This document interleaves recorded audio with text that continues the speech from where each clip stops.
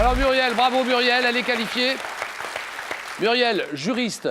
Jean-Baptiste est qualifié aussi en deuxième position, gérant d'une entreprise de mécanique de précision. Et Mathieu, toujours en tête de course, tout va bien. Formateur, sciences de l'alimentation, en CFA, Centre Formation des Apprentis. Alors, c'est notre deuxième manche, ça s'appelle les 4 à la suite. 4 thèmes que nous avons bien préparés pour vous. 40 secondes au chronomètre. Travailler pour l'environnement. Et depuis 2010, l'ONU célèbre le 22 avril la Journée internationale de la Terre nourricière, afin de nous inciter à prendre soin des ressources de notre planète. Et on vous propose donc ce questionnaire sur les métiers, les activités liées à l'environnement et à sa préservation. Une balade dans les Pyrénées. Le thème mystère, vous le découvrez, exclusivité sur Twitter, hashtag QPUC, question pour un champion. N'hésitez pas à réagir au match qui se joue. Chanteur, chanteuse d'opéra.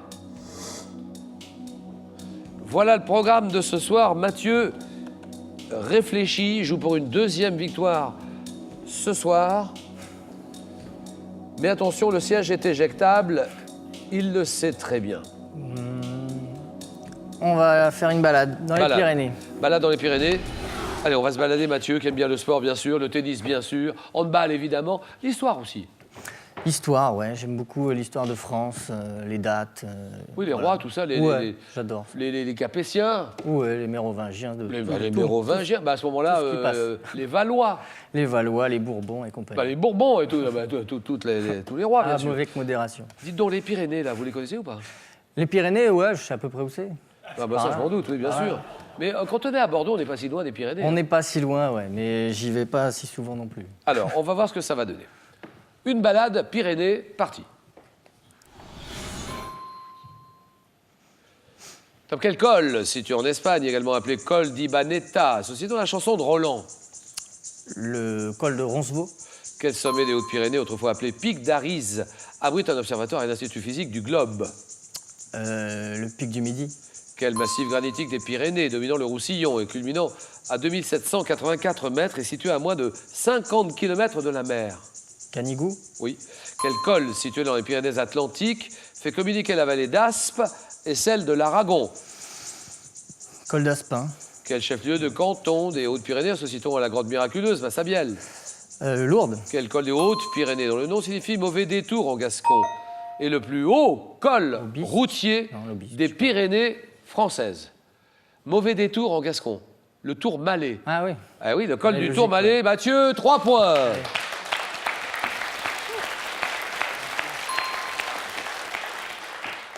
Dans les Pyrénées-Atlantiques, quel col fait communiquer la vallée d'Aspe et celle de l'Aragon? C'est le col du Somport. 3 points. Jean-Baptiste. On va être joueur, on va prendre les chanteurs et chanteuses d'opéra. Ah, il est joueur. Mais j'aime ça, il prend des risques, il est joueur. Ouais, des risques, oui. Ah, j'aime les grands joueurs, chanteurs, chanteuses d'opéra. Bon, Jean-Baptiste, mécanique de précision. C'est ça. Ah oui, pour l'aéronautique. Pour l'aéronautique, pour les avions, tout à fait. C'est plus que de précision, là, c'est dans la... On est dans le... On est dans le micron, tout à fait. Dans le micron, Dans le micron, oui. Alors, vous m'avez dit l'opéra, chronomètre. Et... Top, sous quel nom connaît-on mieux la cantatrice Maria Kalogeropoulos? Callas. Oui. Quel ténor italien, né à Modène en 1935, débute à l'opéra en 2005 dans le film Joyeux Noël?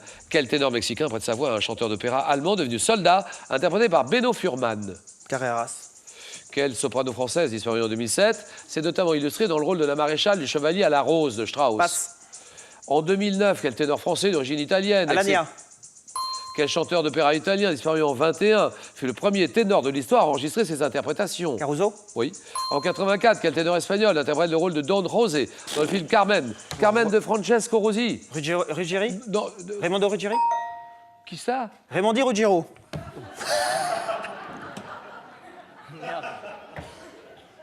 J'avais dans le désordre. Raimondo Ruggieri, Réggiori, mon Dieu. Oui, je pensais à Eve Ruggieri, c'est pour ça. Mais non, ça n'a rien à voir. Mais non. C'est pas lui. Il chante Carmen. C'est lui qui chante le rôle de Don José.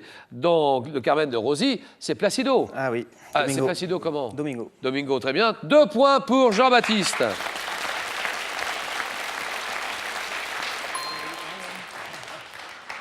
Ténor français d'origine italienne, ex-époux de la soprane Angela Giorgiou, sort l'album sicilien, c'est Roberto Alagna. Soprano française, qui s'illustre dans le rôle de la maréchale du chevalier à la rose de Strauss, de Richard Strauss, Régine Crespin. Dans le film Joyeux Noël, ténor mexicain qui prête sa voix à un chanteur d'opéra allemand devenu soldat, interprété par Benno Furman, c'est Rolando Villazone. Et ténor italien né à Modène, qui débute à l'opéra dans le rôle de Rodolphe dans La Bohème, Luciano Pavarotti, d'accord. Muriel. Je vais me lancer dans le thème mystère. Mais bien sûr, mais prenons des risques. Elle est joueuse aussi. J'aime ça. Et nous avons la lumière en sciences. Voilà ce que ça donne. Muriel, juriste à Nantes. Dans quel domaine travaillez-vous? En droit de la concurrence. Et alors, cette association, Lumière sur l'Europe, de quoi s'agit-il? Il s'agit de valoriser le patrimoine. C'est ça, le patrimoine bâti par le biais d'autres médias, donc ça peut être la photographie, la danse. Promouvoir les lieux par le biais de la photo. Oui. Et de la danse aussi, Oui. oui, bien sûr. Et Muriel, jeu.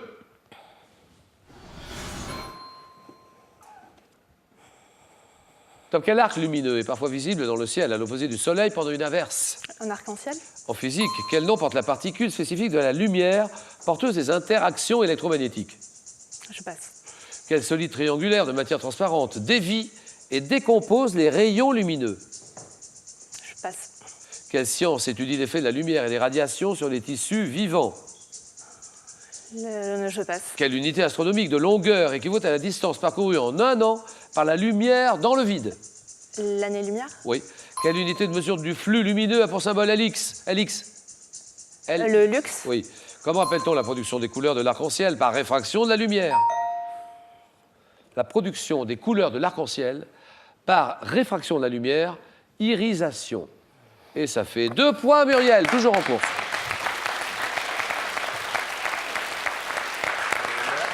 Voilà, ouais, c'est terrible ça, je vois. Alors, la science qui étudie l'effet de la lumière et des radiations sur les tissus vivants, actinologie. Le solide triangulaire de matière transparente qui dévie et décompose les rayons lumineux, c'est le prisme.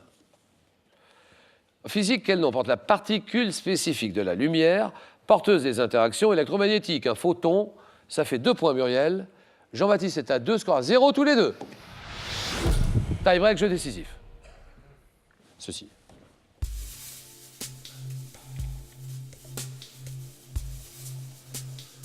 Que suis-je un pèlerinage? Pèlerinage accompli par 500 000. Muriel? Saint-Jacques-de-Compostelle. Saint-Jacques-de-Compostelle, d'accord. 500 000 fidèles par an entre le XIe et le XIVe siècle, aboutissant à une ville espagnole de Galice. Ça part du Puy-en-Velay, ça part d'ailleurs aussi Saint-Jacques-de-Compostelle, très bien. 1-0, regardez.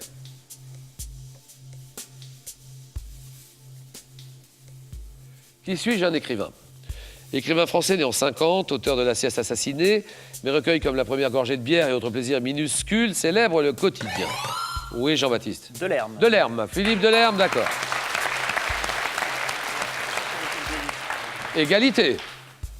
Alors, regardez.